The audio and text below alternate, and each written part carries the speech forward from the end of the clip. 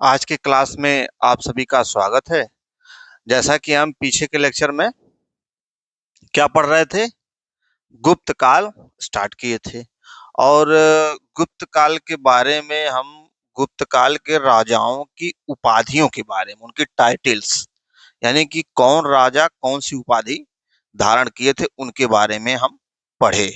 और उसी क्रम में मैंने आपको बताया था कि एक चंद्रगुप्त विक्रमादित्य नाम का राजा है जो कि गुप्त काल का सबसे प्रतापी शासक था। ठीक, उसके बारे में मैंने आपको बताया था कि इसको हम अगले लेक्चर में पढ़ेंगे। क्यों? क्योंकि ये बहुत ही महत्वपूर्ण है। गुप्त काल में सबसे महत्वपूर्ण शासक अगर कोई है तो वो चंद्रगुप्त विक्रमादित्य है। ठीक, तो मैंने बताया था कि इसको हम आगे की क्लास पढ़े, तो आज हम चंद्रगुप्त विक्रमादित्य के बारे में पढ़ेंगे। ठीक, अच्छा, चंद्रगुप्त विक्रमादित्य के बारे में पढ़ने से पहले थोड़ा सा हम पीछे से इसको कनेक्ट करते हैं कि पीछे से कैसे कैसे चंद्रगुप्त विक्रमादित्य आया। ठीक, जैसे पहले हम मौर्य काल पढ़े, तो मौर्य काल में मैंने आपको क्या बताया था? मौर्य काल में बताया था कि एक केंद्रीकृत शासन था, एकदम सेंट्रलाइज था। प्रशासन का तो केंद्रीकरण था ही, अर्थव्यवस्था तक का भी केंद्रीकरण था। तो मौर्य काल में आर्थिक विकास का एक आधार तैयार होता है, एक बेस तैयार होता है मौर्य काल में। ठीक, अब उसी मौर्य काल के आगे जब हम मौर्योत्तर काल में जाएंगे तो जो आर्थिक विकास का आधार मौर्य काल में तैयार हुआ था, उसी आधार पे मौर्योत्तर काल में यानी पोस्ट मौर्य पीरियड में खूब आर्थिक विकास होता है। खूब आर्थिक विकास होता है, ये भी मैंने आपको बताया था। फिर इसी आर्थिक विकास पोस्ट मौर्य पीरियड में खूब आर्थिक विकास होने के कारण जो आगे का काल आता है उसमें तमाम सांस्कृतिक विकास होता है। तो पोस्ट मौर्य पीरियड के बाद आगे क्या काल आया? गुप्ता पीरियड, गुप्त काल। तो गुप्त काल में तमाम सांस्कृतिक विकास आपको देखने को मिलेगा, जैसा कि मैंने धीरे धीरे आपको बता ही रहा हूं। तो गुप्त काल में कल्चरल एस्पेक्ट में तमाम डेवलपमेंट आपको देखने को मिलेगा। तो उन्हीं गुप्त काल में, गुप्त शासकों में चंद्रगुप्त विक्रमादित्य। अच्छा, मैं आपसे ये भी बताया था कि प्राचीन काल का जो स्वर्ण युग है, प्राचीन काल का स्वर्ण युग किसको कहते हैं? गुप्ता पीरियड को। Golden age of ancient history, golden age of ancient history क्या है वो? गुप्ता पीरियड। प्राचीन काल का स्वर्ण युग गुप्ता पीरियड। अच्छा, सांस्कृतिक सांस्कृतिक रूप में प्राचीन काल का स्वर्ण युग कौन है? तब भी गुप्ता पीरियड। अब मैं आपसे एक क्वेश्चन पूछता हूं कि मान लीजिए कि गुप्त शासक, मैंने आपसे बताया था श्रीगुप्त से लेके घटोत्कच तमाम शासक पिछले क्लास में बताया था। तो श्रीगुप्त से लेके ऐसे तमाम शासकों को एक क्रम वाइज हमने लिख लिया। अब मैं पूछ रहा हूं आपसे कि निम्नलिखित गुप्त का शासकों में गुप्त शासकों के सबसे गुप्त शासकों में किस शासक का काल स्वर्ण स्वर्ण युग का काल था? क्या मैंने पूछा कि निम्नलिखित, क्वेश्चन मैं आपको बता रहा हूं कि निम्नलिखित गुप्त शासकों में किस शासक का काल स्वर्ण युग का काल कहलाता है? तो क्या आंसर होगा? चंद्रगुप्त विक्रमादित्य। क्यों? चंद्रगुप्त विक्रमादित्य क्यों इसको अ, गुप्त शासकों में इसका स्वर्ण काल क्यों, इसी के काल को स्वर्ण काल क्यों कहा जाता है? क्योंकि इसके इसके काल में यानी चंद्रगुप्त विक्रमादित्य के काल में आपको मल्टी डायमेंशनल डेवलपमेंट देखने को मिलेगा। मल्टी डायमेंशनल डेवलपमेंट मतलब, इसका मतलब यह है कि इसी के काल में नवरत्न हुआ करते थे। चंद्रगुप्त विक्रमादित्य के काल में ही नवरत्न हुआ करते थे। और वो नवरत्न प्रत्येक फील्ड में, हर फील्ड में, चाहे आयुर्वेदा के फील्ड में, चाहे संस्कृत लिटरेचर के फील्ड में, चाहे विज्ञान के क्षेत्र में, चाहे मैथ के क्षेत्र, किसी भी क्षेत्र में, किसी भी क्षेत्र में आप देखेंगे तो चंद्रगुप्त विक्रमादित्य का काल हर क्षेत्र में डेवलपमेंट किया हुआ है। तो उन्हीं क्षेत्रों में से नवरत्न जो है, 9 क्षेत्रों में नवरत्न रहा करते थे। जैसे कालिदास, कालिदास को कहा जाता है भारत का शेक्सपियर, भारत का शेक्सपियर। कालिदास कहते हैं संस्कृत साहित्य के महान विद्वान थे कालिदास। और किसके समय आ रहे हैं ये?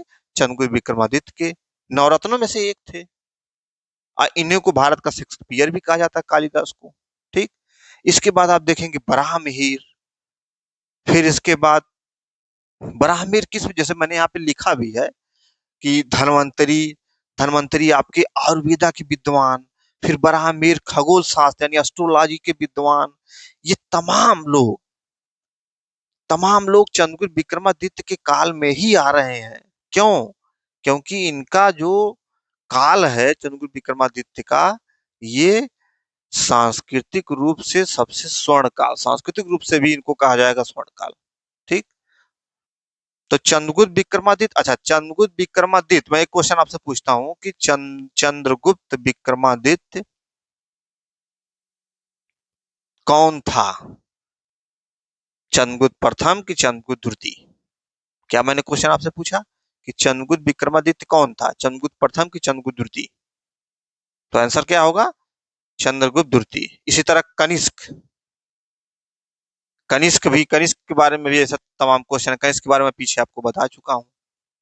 तो आप देखिए चंद्रगुप्त विक्रमादित्य के बारे में इसी के काल में तमाम डेवलपमेंट, इसी के काल में चीनी यात्री फायान आता है। इन्हीं के काल में गणित के फील्ड में आर्यभट्ट, अच्छा देखिए आर्यभट्ट को देखिए। आर्यभट्ट तो चंद्रगुप्त विक्रमादित्य के नवरत्न में नहीं थे।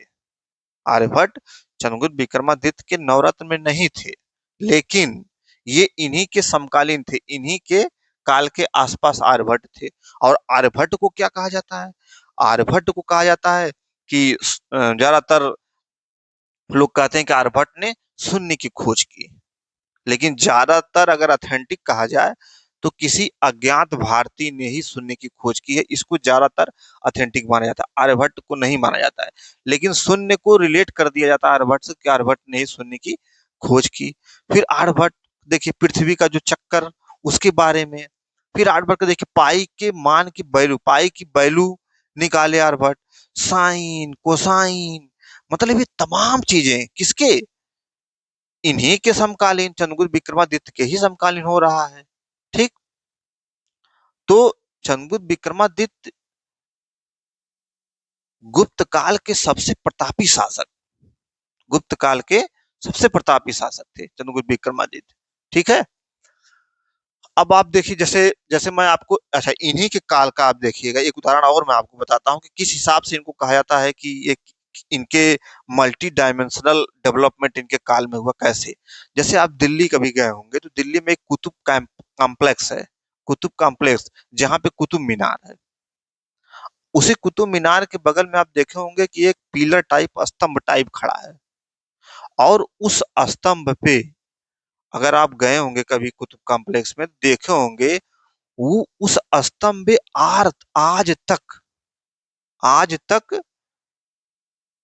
आज तक जंग नहीं लगी है। उस स्तंभ पे आज तक जंग नहीं लगी है।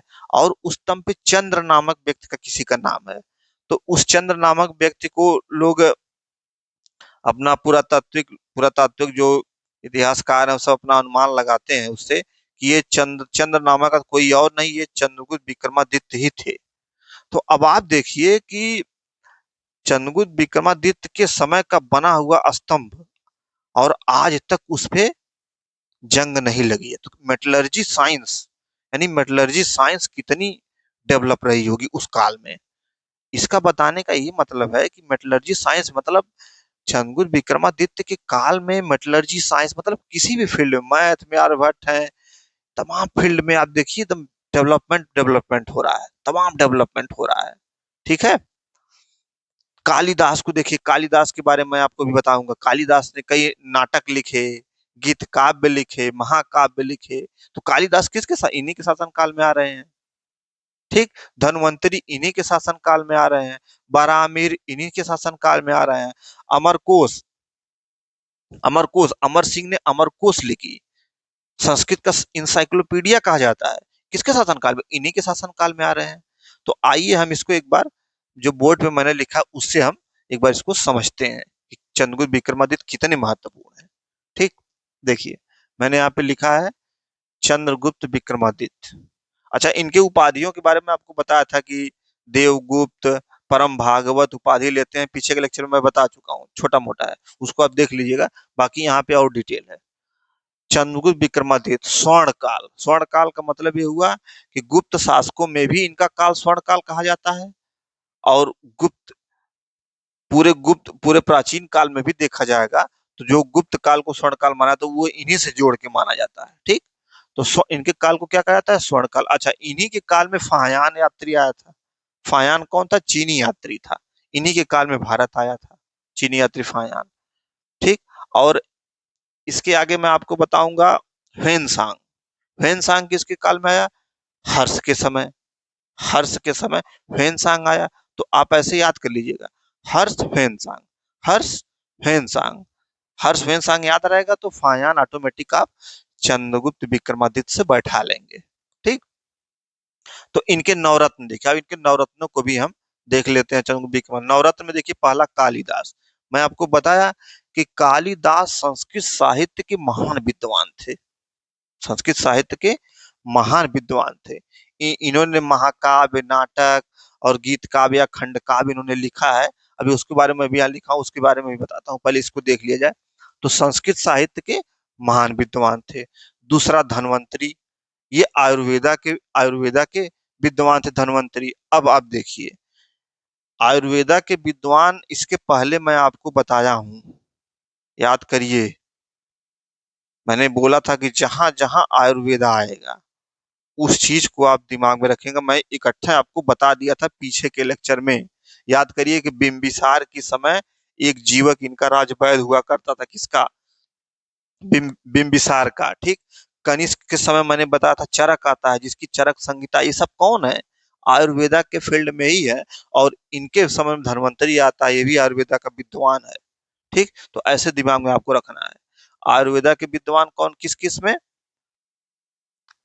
इनके काल में धन्वंतरी। ठीक, इसके पहले कनिष्क के काल में चरक, उसके पहले बिंबिसार के काल में जीवक, इनका राजवैद था। तो ऐसे दिमाग में आप रखेंगे। अच्छा, बराहमेर को देखिए। वराहमिहिर खगोल शास्त्र, खगोल शास्त्र का मतलब एस्ट्रोलॉजी। अब देखिए, एस्ट्रोलॉजी, खगोल शास्त्र। तो मैंने आपको जब भारत और यूनानियों का संपर्क बता रहा था कि भारत और यूनानियों का जब संपर्क आपस में हुआ तो दोनों का एक दूसरे पे क्या प्रभाव पड़ा, और उसमें मैंने एक बात का जिक्र किया था कि एक गार्गी संहिता था, गार्गी संहिता थी। उस गार्गी संहिता में क्या लिखा गया था कि यद्यपि यद्यपि यूनानी म्लेच्छ हैं, लेकिन इनके द्वारा हम लोग एस्ट्रोलॉजी के क्षेत्र में इनसे हम लोग कुछ सीखे, इसके लिए वो क्या है? वंदनीय है। ये किसमें कहा गया है?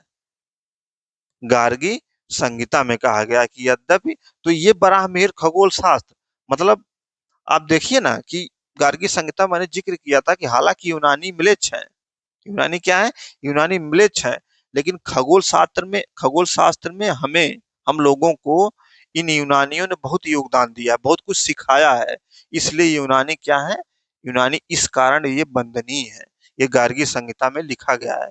तो बराहमिहिर खगोल शास्त्र एस्ट्रोलॉजी के क्षेत्र में। ठीक, अमर सिंह अमरकोश, अमर सिंह की एक बुक है अमरकोश, इंसाइक्लोपीडिया है, एक तरह से हमारी संस्कृत की इंसाइक्लोपीडिया इसको कहा जाता है। ठीक, आगे छपड़क हैं, शंकु हैं, बेताल भट्ट हैं, घटकरपर हैं, वररुचि हैं। तो आपको ये चार, एक दो तीन चार, इन चारों को दिमाग में रखना। बाकी पांच छह सात आठ नौ, इनको दिमाग में बस ऐसे ही जान लीजिए कि हाँ नौ थे। अभी ये मत माँ कसम मत खा लीजिएगा कि नहीं अब इनके बारे में भी हम जान के रहेंगे। जब तक इनको जान नहीं लेंगे तब तक हम आगे नहीं बढ़ेंगे। ये काम मत करिएगा। ठीक, तो इन चार को दिमाग में आप रखेंगे। अच्छा, अब आइए थोड़ा सा कालिदास के बारे में भी हम देख लेते हैं। कालिदास ने क्या लिखा? अब देखिए, कालिदास को क्या कहा जाता है? भारत का शेक्सपियर कहा जाता है। क्यों? क्योंकि कालिदास संस्कृत के महान विद्वान थे और शेक्सपियर इंग्लिश लिटरेचर के, तो उनसे तुलना की जाती है। ठीक है, इसलिए इनको भारत का शेक्सपियर कहा जाता है। कालिदास ने 3 चीजें लिखी हैं, महाकाव्य, नाटक और गीत काव्य। गीत काव्य को खंड काव्य भी कहा जाता है। ठीक, तो अब महाकाव्य में देखिए, रघुवंश, कुमार संभव। रघुवंश और कुमार संभव दो हैं, दो महाकाव्य हैं, रघुवंश और कुमार संभव। बहुत ही महत्वपूर्ण है, इसको आप दिमाग में रखेंगे, भूलना नहीं है। रघुवंश मतलब वही रघु की रीत सदा चली आई, वैसे जोड़ेंगे आप, रघुवंश, रघु के वंश, ऐसे करके इन्होंने लिखा है। कुमार संभव। ठीक, अच्छा नाटक में देखिए, मालविकाग्नि मित्रम। अब मालविकाग्नि मित्रम के बारे में आपको बताया था, मालविका और अग्निमित्र की क्या है, एक कहानी है। अग्निमित्र कौन था, शुंग शासक था, उसकी प्रेमिका कौन थी, मालविका। तो इन दोनों के बीच में ये नाटक मालविका मित्रम, इन्हीं दोनों की प्रेम कहानी है। दूसरा है विक्रमोर्वशीयम। तीसरा है अभिज्ञान शाकुंतलम। तो कालिदास का सबसे सर्वश्रेष्ठ नाटक अगर कोई है तो अभिज्ञान शाकुंतलम है, तो इसको भी आप दिमाग में रखेंगे, इन तीनों को आप याद कर लीजिए। ठीक, गीत काव्य या खंड काव्य, गीत काव्य में मेघदूत और ऋतु संहार। ठीक, ऐसे ही आप इसको नोट कर लेंगे। ठीक, तो ये तो हो गया चंद्रगुप्त विक्रमादित्य उसके कालिदास के बारे में। ठीक, अच्छा गुप्त काल जो ये नाटक है, गुप्तकालीन नाटक है, तो इनकी कुछ विशेषता होगी, तो मैंने उसके बारे में भी लिखा है, उसके बारे में भी थोड़ा जानना आपको जरूरी है। तो आइए गुप्त काल के नाटकों की विशेषताओं के बारे में हम थोड़ा जान लेते हैं। तो गुप्त काल के जो नाटक थे, उनका जो अंत होता था, नाटक का जो अंत होता था, वो बड़ा ही सुखांत, सुखांत मतलब हैप्पी एंडिंग, मतलब बड़ा अच्छे तरीके से आप देखेंगे कि हाँ, जैसे आप तेरे नाम, तेरे नाम मूवी आप देखे होंगे, तो उसका जो अंत है बहुत ही दुखद है, बहुत ही दुखद, दुखांत एंडिंग है। तेरे नाम, तेरे नाम में सलमान खान वही जो है, तो तेरे नाम की एंडिंग जो है बहुत ही दुखांत है। लेकिन जो गुप्त काल के नाटक हैं, इनकी एंडिंग सुखांत है, हैप्पी एंडिंग है। ठीक, तो इस चीज से आप दिमाग में रखेंगे। अच्छा इसका अपवाद क्या है, सुखांत एंडिंग तो है लेकिन एक अपवाद है, मृच्छकटिकम। इसके लेखक कौन है, शूद्रक। मृच्छकटिकम के लेखक कौन है, शूद्रक। अब मृच्छकटिकम का मतलब मिट्टी की गाड़ी। ठीक, मृच्छकटिकम का मतलब मिट्टी की गाड़ी है, इसके लेखक है शूद्रक। मृच्छकटिकम के बारे में थोड़ा सा, हालांकि आप सर्च करेंगे तो मिल ही जाएगा, आपको पढ़ भी लेंगे, इसके डीप में नहीं जाना है कि अब एक एक साहित्य उठाएंगे, पूरा साहित्य ही पहले पढ़ेंगे, इसके बाद आगे बढ़ेंगे, तो ये काम आपको नहीं करना है। जैसे चारू दत्त एक ब्राह्मण है, ठीक, और इसकी एक वो बसंत सेना नाम की एक नायिका है, नायक चारू दत्त है, नायिका बसंत सेना है, तो उन्हीं की दोनों के बीच की प्रेम कहानी है। वही उनके पुत्र को मिट्टी की गाड़ी ऐसे कुछ है, तो आप पढ़िएगा तो उसको देख लीजिएगा। तो ये चीज है, इनको किसने लिखा है, शूद्रक ने लिखा है। प्रेम प्रसंग ही मानिए, प्रेम प्रसंग ही मानिए, मृच्छकटिकम भी प्रेम प्रसंग ही है, बसंत सेना और चारुदत्त ब्राह्मण का। ठीक, अच्छा अब देखिए आपके गुप्त काल के नाटकों में क्या मैंने बताया कि जो नाटक होते थे, जो उनका अंत होता था, वो बहुत सुखान था, बहुत हैप्पी एंडिंग, हाँ कि बहुत अच्छा से एंड हुआ, आप खुश होके घर गए। जैसे आप सिनेमा हॉल में मूवी देखने गए और अंत ही आपका दुखांत हो गया, तो आप अंत में पछताएंगे साला क्या देखने चला। लेकिन अगर सुखांत तो हैप्पी एंडिंग हो तो बड़ा खुश होंगे आप। तेरे नाम आप देखे होंगे तो बड़ा दुखांत एंडिंग तेरे नाम का है। ठीक, तो उसी तरह गुप्त काल के जो नाटक थे वो क्या थे, उनकी एंडिंग सुखांत एंडिंग थी। ठीक, अच्छा अच्छा नाटकों में होता क्या था, थोड़ा सा इसके बारे में। जैसे मान लीजिए कि कोई नाटक है, उसमें 6 पात्र हैं, कोई नाटक है उसमें 6 लोग हैं, मतलब छह, कुल टोटल 6 पात्र हैं। ठीक, अब इन छओं में 4 मान लीजिए, 2 मान लीजिए, 4 निम्न जाति के हैं और 2 उच्च जाति के हैं। ठीक, निम्न जाति प्लस महिला है, ऐसे। ठीक, मान लीजिए कि गुप्त काल का कोई नाटक है, उसमें 6 पात्र हैं, चार चार पात्र ऐसे हैं कि जिनमें निम्न जाति के और महिला शामिल है, और 2 पात्र ऐसे हैं कि जिसमें उच्च जाति के शामिल हैं, उच्च जाति के लोग शामिल हैं। अब देखिए, तो जो नाटक में जो निम्न जात की और महिला जो होती थी, जो निम्न जात और जो स्त्रियां होती थी, वो वो कौन सी भाषा नाटक में कौन सी भाषा यूज करते थे? प्राकृतिक भाषा, प्राकृत भाषा। और ये प्राकृत भाषा क्या थी? उस समय की बोलचाल की भाषा थी, सामान्य भाषा थी। ठीक, ये कौन यूज करते थे? निम्न जात और स्त्रियां। नाटक में जो निम्न जात की और स्त्रियां थी, वो प्राकृत भाषा यूज करती थी। और वहीं देखिए, जो उच्च जाति के थे, वो संस्कृत भाषा यूज करते थे नाटक में। तो नाटक में कोई कुछ बोलना है तो संस्कृत भाषा में ये लोग बोलते थे, उच्च जाति के लोग। और निम्न जाति के लोग क्या बोलते थे? प्राकृतिक भाषा, या स्त्रियां प्राकृतिक भाषा बोलती थी। यानी कि संस्कृत भाषा उस समय एलिट क्लास मानी जाती थी, कि जो संस्कृत बोलता है वो एलिट क्लास के हैं। एलिट एलिट मतलब जैसे आज के दौर में आप एक तरह से कहिए तो अंग्रेजी, इंग्लिश। इंग्लिश को जो इंग्लिश बोलता है, जो समझता है, जो करता है, उसको क्या कहते हैं? कि ये एलिट क्लास में है। उसी प्रकार प्राचीन काल में आप जाएंगे तो संस्कृत के जो जो संस्कृत बोलते थे, उनको एलिट क्लास में कहा जाता है। तो उच्च जाति के लोग, अब देखिए आप कि एक ही नाटक में कोई संस्कृत बोल रहा है, कोई प्राकृतिक भाषा आम चाल बोलता है, तो कैसा नाटक रहा होगा, आप सोचिएगा। ठीक, तो ये तो हो गया नाटकों की विशेषता। अब आइए कुछ इसी समकालीन कुछ अन्य साहित्य हैं, उनको भी हम देख लेते हैं। जैसे अन्य साहित्य एवं उनके लेखक, अन्य साहित्य एवं उनके लेखक, जैसे मुद्रा राक्षस। मुद्रा राक्षस के बारे में मैंने बताया था कि मुद्रा राक्षस किसने लिखा है? किसने लिखा है? विशाख दत्त ने लिखा है। और ये मैं आपको कब बताया था? जब चंद कौन जब मौर्य वंश चंद्रगुप्त मौर्य के बारे में बता रहा था, तब बताया था। क्या मैंने बताया था? कि इसी मुद्रा राक्षस में चंद्रगुप्त मौर्य को क्या कहा गया था? वृषल। वृषल यानी कुलहीन कहा गया था इसी मुद्रा राक्षस में। ठीक, देवी चंद्रगुप्तम भी एक है, मुद्रा राक्षस द्वारा लिखी गई है, उसको आपको दिमाग में रखना है। अच्छा, पंचतंत्र। पंचतंत्र किसने लिखा है? विष्णु शर्मा। अब देखिए आप कि पंचतंत्र विष्णु शर्मा ने लिखा है। पंचतंत्र एक एक तरह से मानिए कि सर्वश्रेष्ठ, बहुत ही फेमस पुस्तक है पंचतंत्र। पंचतंत्र बहुत ही फेमस पुस्तक है, बहुत ही फेमस पुस्तक है। और जितनी फेमस पुस्तकें रहेंगी प्राचीन काल की, उनका अनुवाद जब मुगल काल के शासक आएंगे तो उनका अनुवाद कराएंगे। जैसे रामायण का रम्मनामा, महाभारत का फिर कराएंगे, फिर इसका रम्मनामा, रज्जनामा, ऐसे तमाम अनुवाद किया जाएगा। उससे क्वेश्चन आएंगे कि इस फला पुस्तक का अनुवाद किसने करवाया। उसी प्रकार पंचतंत्र का भी अनुवाद किया जाएगा। ठीक, तो कब कब होगा? ये मुगल काल में।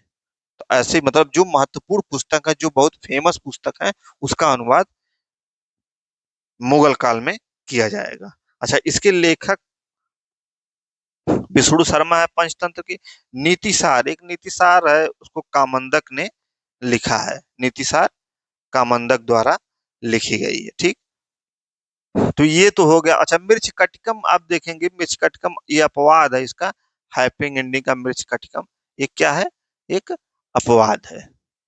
तो इस तरह से ये हो गया आपका कालिदास और गुप्त काल के नाटकों की विशेषता और चंद्रगुप्त विक्रमादित्य। अब देखिए इसी में एक फाहयान है, इस फाहयान के बारे में हम पढ़ लेंगे तो फिर हम आगे के लेक्चर में, तो आइए हम थोड़ा सा फाहयान के बारे में भी देख लेते हैं। फाहयान, तो फाहयान, पहले फायान के बारे में थोड़ा सा। अच्छा, फायान के बारे में क्यों? क्योंकि ये चंद्रगुप्त विक्रमादित्य के काल में भारत आया था। फायान क्या था? एक चीनी यात्री था। अच्छा, ह्वेनसांग को भी मैंने अभी बताया कि ह्वेनसांग किसके समय है? हर्ष। हर्ष ह्वेनसांग याद कर लीजिएगा। इत्सिंग भी आएगा। ये तीनों क्या है? इत्सिंग, फायान और ह्वेनसांग तीनों क्या है? चीनी यात्री आएंगे, चीनी यात्री हैं। अच्छा, किसी भी चीनी यात्री का भारत आने का उद्देश्य क्या है? दो लाइन में समझ लीजिए बस। क्या है? पहला उद्देश्य ये है कि जो बौद्ध मठ हैं, जो बौद्ध स्थल हैं, उनको देखने के लिए, उनको घूमने के लिए, और बौद्ध साहित्यों का कलेक्शन करने के लिए। क्या मैंने बताया? कोई भी चीनी यात्री भारत आएगा तो उसका दो ही उद्देश्य है। पहला बौद्ध मठों का दर्शन करने के लिए, और दूसरा बौद्ध साहित्यों का संकलन या कलेक्शन करने के लिए। ठीक, तो फायान चंद्रगुप्त द्वितीय या चंद्रगुप्त विक्रमादित्य के काल में भारत आया, उसका कारण है कि बौद्ध साहित्यों का संकलन और बौद्ध मठों का दर्शन करने के लिए। ये तो दिमाग में आप रख लिए होंगे, ठीक। अच्छा, इसने क्या किया, फायान ने क्या किया कि बौद्ध साहित्यों, कुछ बौद्ध साहित्यों का संकलन किया, उसमें क्या वर्णन किया, उस बौद्ध साहित्यों में क्या वर्णन किया वही मैंने लिखा है। ये तमाम चीजें वर्णन किया है फायान ने। बौद्ध साहित्यों का जो संकलन किया है उसमें ये तमाम चीजें वर्णन किया है। अच्छा, इस वर्णन से इतिहासकार क्या अनुमान लगाते हैं, इससे आप कनेक्ट कनेक्ट किया करिए। ये नहीं कि मैंने बता दिया तो आप तुरंत कनेक्ट करिए। जैसे इसने क्या वर्णन किया, पहला वर्णन किया कि मृत्यु दंड नहीं, केवल आर्थिक दंड, यानी कि गुप्त काल में मृत्यु दंड नहीं हुआ करता था, केवल क्या था, आर्थिक दंड हुआ करता था। मतलब आर्थिक, कोई गलती किया अगर तो उसको मृत्यु दंड नहीं दिया जाता था, केवल उसको आर्थिक दंड दिया जाता था। तो अब इससे आप क्या अनुमान लगाएंगे, इतिहासकार अनुमान लगाते हैं इससे कि गुप्त गुप्त काल में मतलब स्थिति ठीक थी कुल मिला जुला के। अच्छा, आगे क्या है कि इसने लिखा कि मांस, मदिरा, प्याज, लहसुन का प्रचलन नहीं था उस समय। मांस, मदिरा, प्याज, लहसुन का प्रचलन नहीं था, यानी कि ये लोग क्या थे, गुप्त काल लोग ब्राह्मण धर्म को मानने वाले थे। इससे यही अनुमान तो आप लगाएंगे कि ये लोग ब्राह्मण धर्म को मानने वाले थे, क्योंकि मांस, मदिरा, प्याज का प्रचलन नहीं था, तो ब्राह्मण धर्म को मानेंगे। अच्छा, आगे देखिए, चांडालों का विस्तृत वर्णन। चांडाल के बारे में मैंने आपको बताया था, चांडालों की उत्पत्ति कैसे होती है इसके बारे में भी मैंने आपको बताया था। चांडालों के प्रकार बताया था कि निर्वासित, गैर निर्वासित, जो निर्वासित है वो ढोल बजा के आते थे, ये तमाम चीजें मैं आपको बता चुका हूँ। तो ये चांडालों का विस्तृत वर्णन इसने, फायान ने भी किया है, ठीक।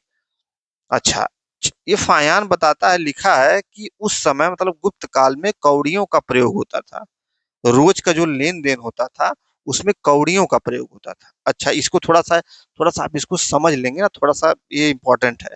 रोज के लेन देन में कौड़ियां, अच्छा, उस समय जैसे आज के समय देखिए आप, अगर आज के समय आप देखेंगे तो नोट है, सिक्के हैं, तमाम चीज, बड़ी नोट है, छोटी नोट है, सिक्के हैं, बड़े सिक्के हैं, तमाम चीजें हैं।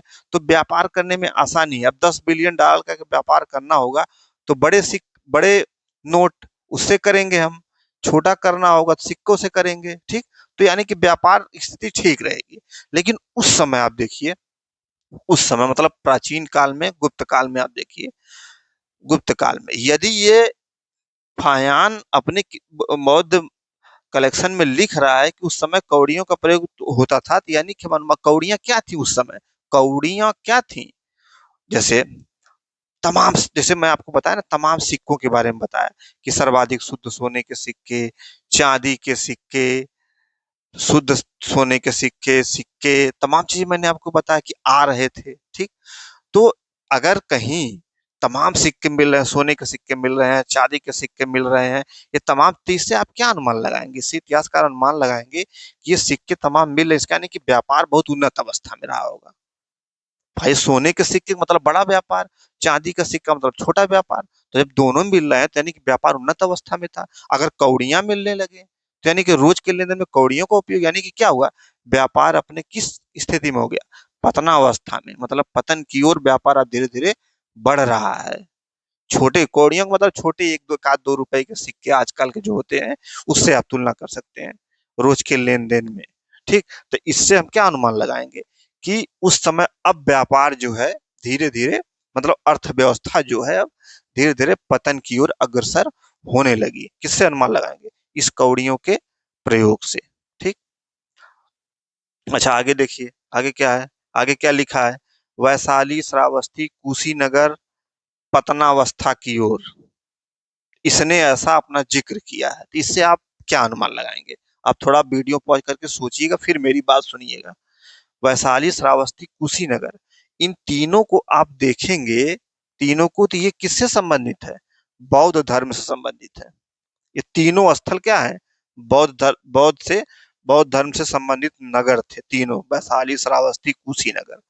तो ये तीनों नगर यदि पतनावस्था की ओर है, यानी कि बौद्ध धर्म भी अपने पतन की ओर था। इससे अनुमान यही लगाएंगे आप, क्या लगाएंगे कि यानी कि बौद्ध धर्म भी अपने पतन की ओर था।